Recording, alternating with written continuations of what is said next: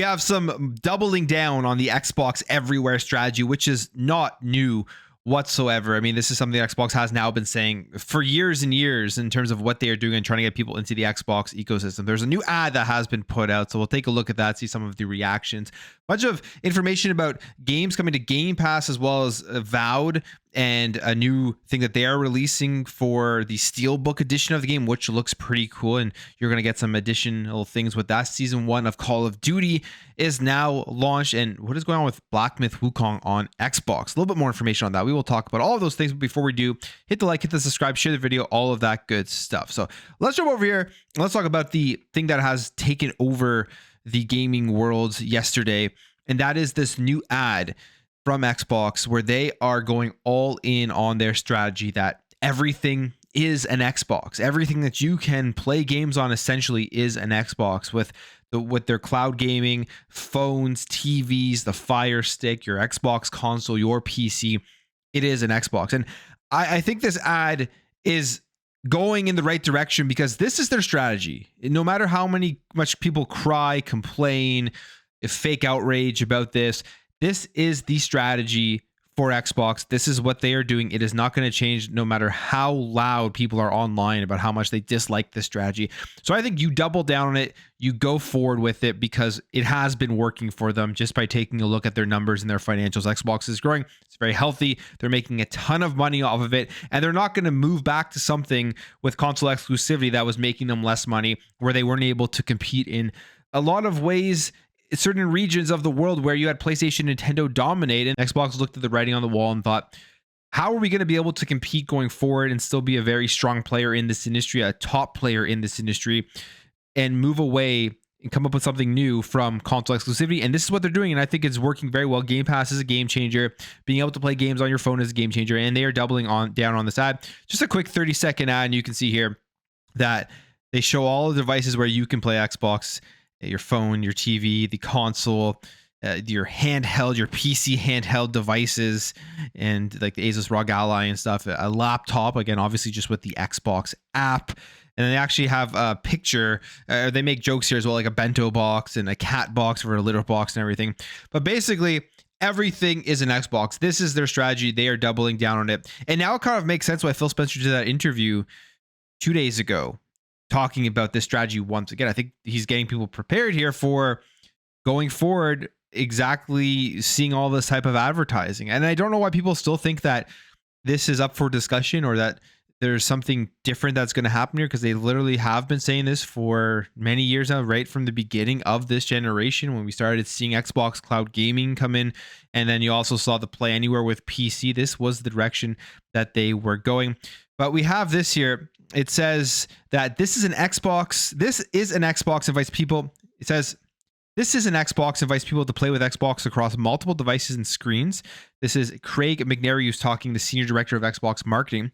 It showcases the evolution of Xbox as a platform that extends across devices with bold, iconic, fun visuals and a lighthearted one.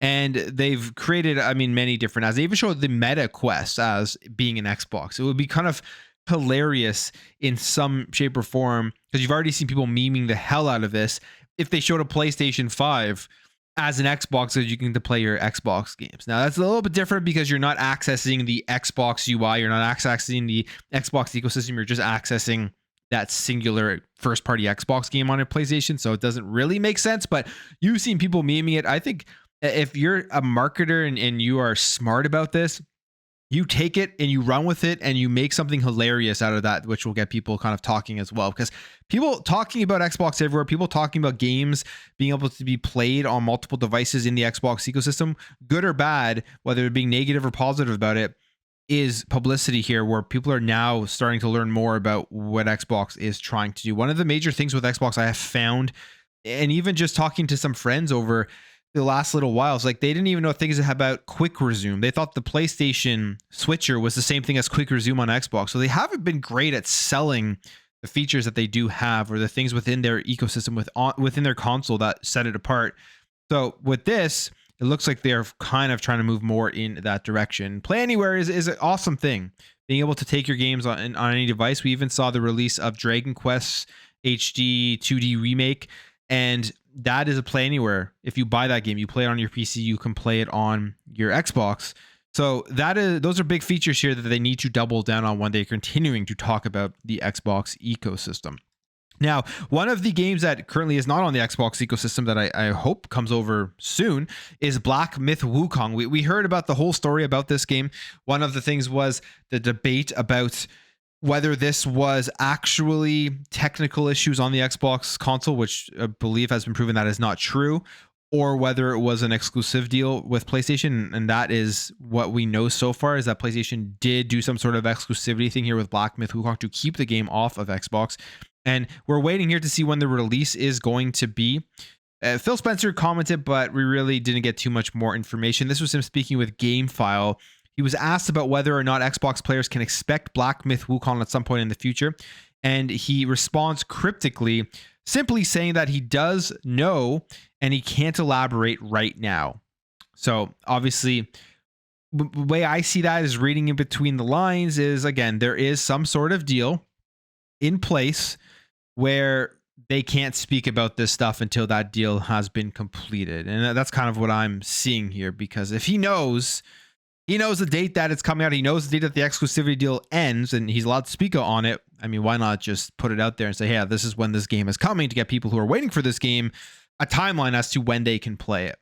Now, there are other games, of course, coming over to Xbox that's in Game Pass day one, first party games, that there's lots of exciting stuff here down the road when it comes to more games launching on the platform. The first one I want to start off with here, because one of the games I'm most excited for from Xbox first party, I have been for years, that is Avowed. Avowed is coming on February 18th, and we did hear the other day that it got delayed, not because it wasn't ready, but just because they have so many games that they have the ability to actually delay games and put them into better spots where maybe there's less Game Pass content coming out. But it's coming out February 18th, and they've opened up pre-orders for this game. And what they have done with this is they have released this Steel Book edition that you can go ahead and pre-order that gives you a bunch of extras. And I will be hard pressed not to buy this, because this is a game that I'm very much looking forward to. One of my most anticipated ones, Obsidian game. It looks like a very fun RPG. But there is this premium edition Steelbook that you can buy, as well as just the premium edition, which, okay, so this is the premium edition, is the full game digital download, up to 5 days of early access. And you also get 2 premium skin packs for your companions and a digital art book and soundtrack. That is $90. So it is on the steep price here, I would say. I mean, if you have that FOMO and you want to play 5 days early, people will pick it up just for that. But then you have all this other stuff that is digital, and I'm okay with digital stuff if the price is right. But generally, if I'm picking up any sort of premium or special edition, I want a physical copy in my hand, which is why I would probably go here with the Avowed Premium Edition Steelbook, which is $95. But the difference here is you get the Premium Edition Steelbook, which has probably the best artwork that I've seen in a while in games. I mean, I love this picture here with Avowed. It's one of the coolest things. You get the 2 premium skin packs for your companions. You get a letter from the developer, a digital art book and soundtrack. And again, I wish that was a physical art book, and then a map of the living land. So that is what you get here. And of course, you still get that 5 days early access and then the full game digital download.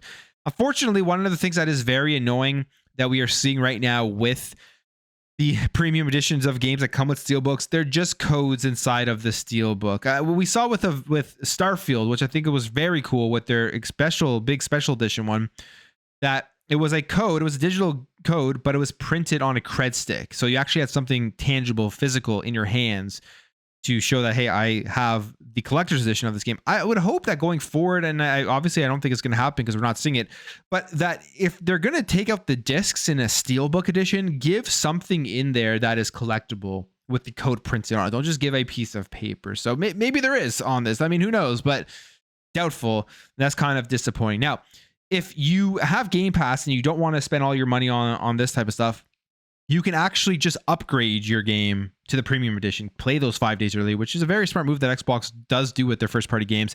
You can do this at any time for $24.99. So $25, boom, you're playing 5 days early, and then you're getting the premium edition content. So cool stuff there. I'm very much looking forward to Avowed when it does drop in February. I know I've said that very many times. Now, other games coming to Game Pass, some other ones that actually look very cool. You have Atomfall, which now officially is launching on March 2025.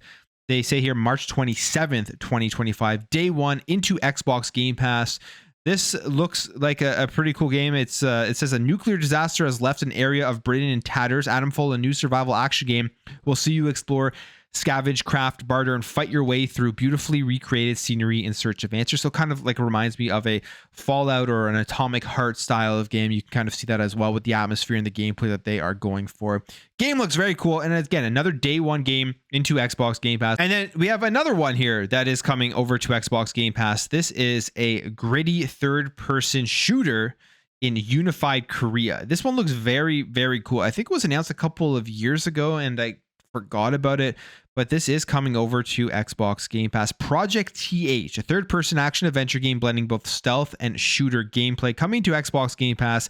We do not have an official release date yet. This was the trailer back in 2022. If you go take a look at it, I think this game looks very cool. I'm actually really excited to see more about it, and I'm sure we will at some sort of showcase once we finally do get the official date of it. But graphically it looks cool. The atmosphere, the gameplay and gunplay looks awesome, and the story, just from this trailer, looks like it could be very, very interesting. So another day one Xbox Game Pass game, Project TH. And this is from Korea. So this is from the Asian regions, and they need to get more of this type of stuff in Game Pass. They have a lot, but once they continue to get these types of games, it will appeal to more people in those regions. Right now, it is listed for PS4, PS5, Xbox Series X, Game Pass, xCloud, Steam, Epic Games, and GeForce Now. And finally, Season 1 of Call of Duty Black Ops 6 is available. You have new maps, Extraction, Hideout, Heirloom, a new mode, Ransack, new weapons, Krieg Saj, directed mode in Zombies, Prestige, Master Hub and Barracks, Season 1 Battle Pass, and Black Cell, plus more. A game that has been very successful. The whole discussion about whether Game Pass would have ruined it or not obviously was not true. Continues to get bigger and better, and we are just beginning here with Season 1 launching. Excited to check out this new content. But I'll end the video there. If you did enjoy this video, hit that thumbs up if you're new here, hit that subscribe, and I'll catch you guys in the next video.